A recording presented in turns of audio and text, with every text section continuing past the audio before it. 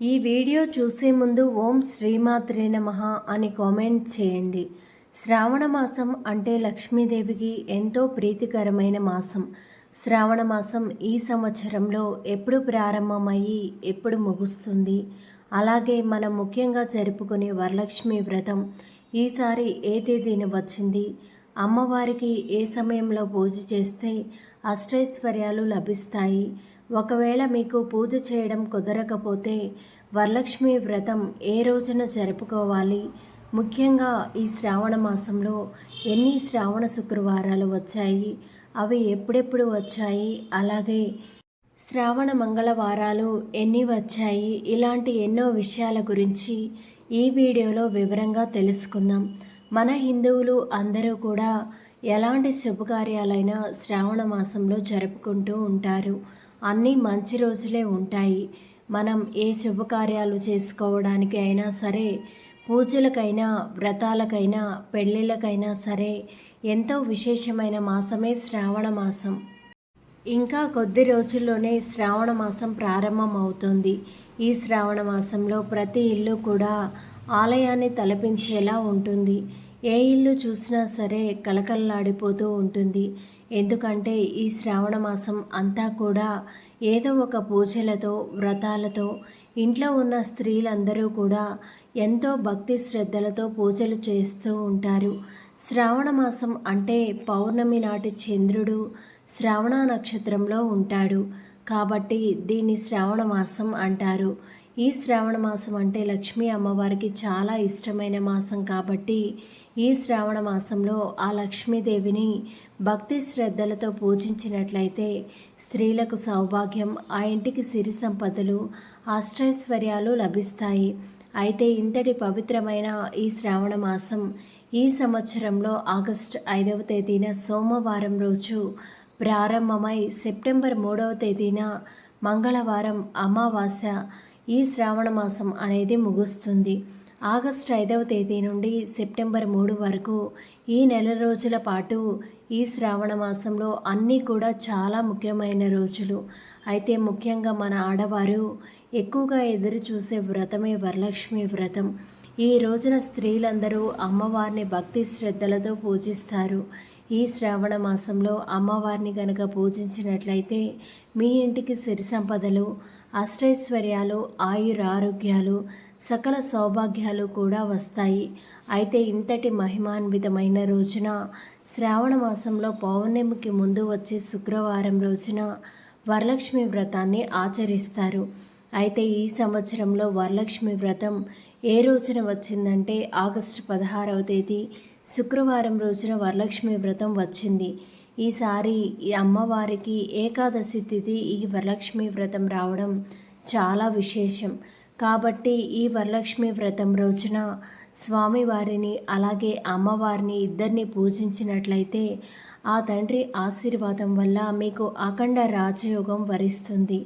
అయితే ఈసారి వచ్చిన వరలక్ష్మి వ్రతం రోజున వెంకటేశ్వర స్వామిని అలాగే అమ్మవారిని ఏ సమయంలో పూజించాలి, ఏకాదశి తిథి ఎంతవరకు ఉంటుంది? శుభ సమయం ఉదయం 5 గంటల నుంచి 6 గంటల లోపు మంచి శుభగడియలు ఉన్నాయి. వరలక్ష్మి వ్రతం రోజున ఈ సమయంలోపు మీరు స్వామివారికి అలాగే అమ్మవారికి పూజ చేసుకుంటే చాలా మంచిది. అలా కుదరని వారు మధ్యాహ్నం 12 గంటల లోపు అయినా సరే మీరు అమ్మవారికి పూజ చేసుకోవచ్చు. ఉదయం పూజ చేసేవారు సాయంత్రం కూడా అమ్మవారికి పూజ చేసుకోవాలి. కాబట్టి సాయంత్రం 4 గంటల 31 నిమిషాల నుండి రాత్రి 8 గంటల వరకు మంచి శుభ సమయం. అయితే ఈ శ్రావణ మాసంలో వరలక్ష్మి వ్రతమే కాకుండా సోమవారాలు, శుక్రవారాలు, మంగళవారాలు, శనివారాలు ఇవన్నీ కూడా చాలా ముఖ్యమైన రోజులే. వీటిల్లో ముఖ్యమైనవి శ్రావణ శుక్రవారాలు అలాగే శ్రావణ మంగళవారాలు. ఆ లక్ష్మీదేవి అమ్మవారు మన ఇంట్లో కొలువై ఉండాలనే వరలక్ష్మి వ్రతంతో పాటుగా ఈ శ్రావణ మాసంలో వచ్చే అన్ని శుక్రవారాలు కూడా ఆ అమ్మవారికి పూజ చేసుకోవాలి. ఈ శ్రావణ మాసంలో వచ్చే శ్రావణ శుక్రవారాలు అనేవి చాలా శక్తివంతమైనవి. ఈ శ్రావణ మాసంలో ఎన్ని శుక్రవారాలు వచ్చాయి, ఎప్పుడెప్పుడు వచ్చాయో ఇప్పుడు తెలుసుకుందాం. అయితే ఈ సంవత్సరం మనకి మొత్తం 4 శ్రావణ శుక్రవారాలు వచ్చాయి. అవి ఎప్పుడు వచ్చాయంటే ఆగస్టు 9వ తేదీన పంచమి తిథితో మొదటి శుక్రవారం వచ్చింది. ఇక రెండవ శుక్రవారం ఆగస్టు 16వ తేదీన ఏకాదశి తిథితో వచ్చింది. ఈరోజు మనం వరలక్ష్మి వ్రతాన్ని జరుపుకుంటాము. ఇక మూడవ శుక్రవారం ఆగస్టు 23వ తేదీన చవితి తిథితో వచ్చింది. ఇక ఆఖరి శ్రావణ శుక్రవారం ఆగస్టు 30వ తేదీన ద్వాదశి తిథితో శ్రావణ శుక్రవారాలు ముగుస్తాయి. ఈ వరలక్ష్మి వ్రతం రోజున ఎవరికైతే అమ్మవారిని పూజించడానికి వీలు కుదరదో, అంటే మీకు ఈ సమయంలో నెలసరి వస్తే ఈ 4 శ్రావణ శుక్రవారంలో ఏ రోజైనా సరే మీరు అమ్మవారిని పూజించి వరలక్ష్మి వ్రతం అనేది జరుపుకోవచ్చు. ఈ శ్రావణ మాసంలో శుక్రవారం రోజు మన ఇంటి సిరి సంపదల కోసం అమ్మవారిని ఎలా అయితే పూజిస్తారో అలానే మీ సౌభాగ్యం కోసం ఈ శ్రావణ మాసంలో వచ్చే శ్రావణ మంగళవారాల్లో గౌరీదేవి అమ్మవారిని పూజించాలి. కొత్తగా పెళ్ళైన ఆడవారు ఈ శ్రావణ మంగళవారం రోజున గౌరీ వ్రతాన్ని ఆచరించాలి. కొత్తగా పెళ్ళైన వారే కాకుండా ఎవరైనా సరే తమ సౌభాగ్యం నిండు నూరేళ్లు ఉండాలన్నా, మీ భర్త సంపద విపరీతంగా పెరగాలన్నా శ్రావణ మంగళవారం రోజున తప్పకుండా గౌరీదేవిని అమ్మవారిని పూజించుకోవాలి. ఈ శ్రావణ మాసంలో 4 మంగళవారాలు వచ్చాయి.